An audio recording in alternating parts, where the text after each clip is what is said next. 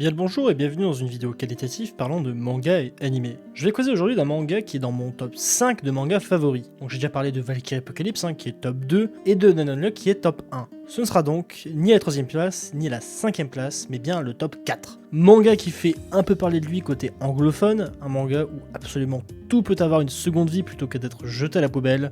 Voici Gachakuta. Gachakuta est un manga prépublié dans le Weekly Shonen Magazine depuis le 16 février 2022. Écrit et dessiné par Kei Urana, qui en est à sa première série. Si son style vous rappelle quelque chose, c'est normal, elle a été l'assistante d'Atsushi Okubo sur Fire Force. On est pour l'instant au Japon sur 12 tomes édités par Kodansha, contre 9 en France qui sont édités chez Pika Édition. Le tome 10 sortira le 20 novembre 2024, donc n'hésitez pas à aller le chercher. Un anime est prévu en 2025 par le studio Bones, mais on n'a pas plus d'informations là-dessus. Faudra attendre l'année prochaine.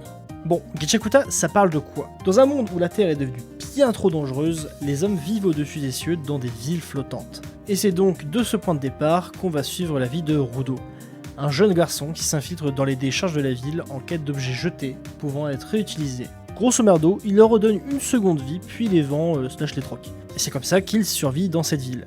Car en effet, Rudo est plutôt pauvre.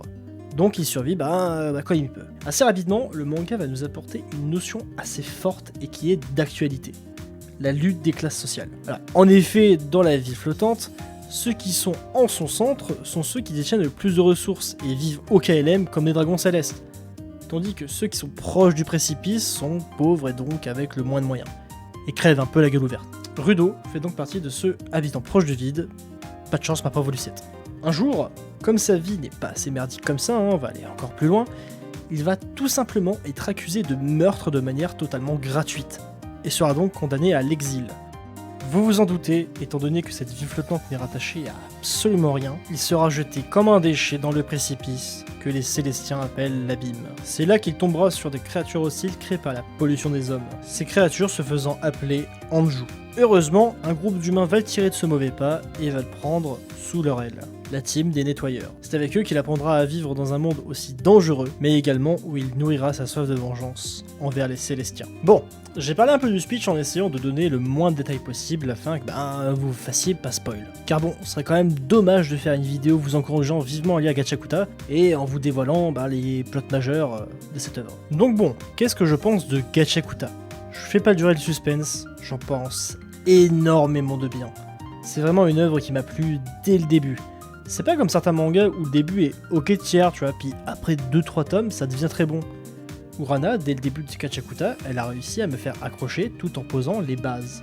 Je trouve que sur tout le long du manga où on va suivre Rudo et ses amis, c'est prenant, que ce soit dans le développement des personnages ou bien même dans le world building. On en reparlera du world building.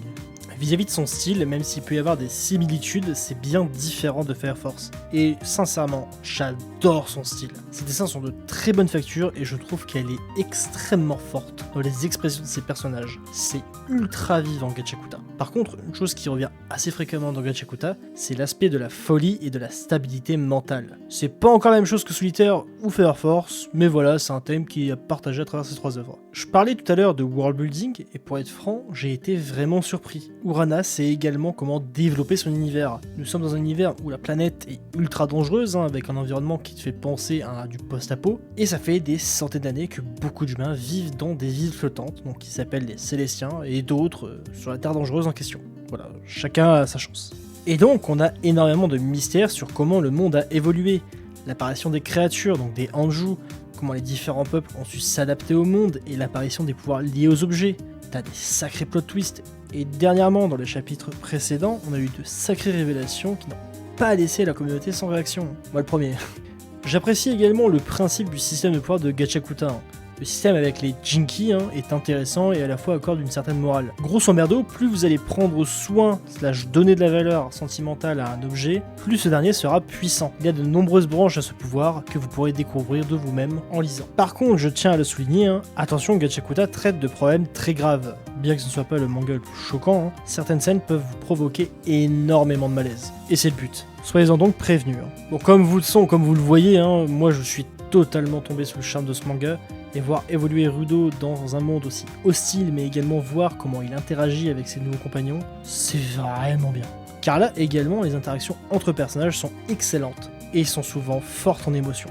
Donc que ce soit côté un peu déconne, que ce soit un peu le côté larmoyant, ou même le côté épique. Ce qui nous donne encore plus envie de nous investir dans cette aventure. Voilà, c'était la vidéo de présentation sur Gachakuta, hein. J'espère que ça vous a donné envie de vous lancer dans l'aventure de ce manga formidable. Montez dans le train, il y a encore pas mal de place. N'hésitez pas également à partager afin que la propagande de Gachakuta aille toujours plus loin. Que vos aventures se passent à merveille. C'était Ryusta.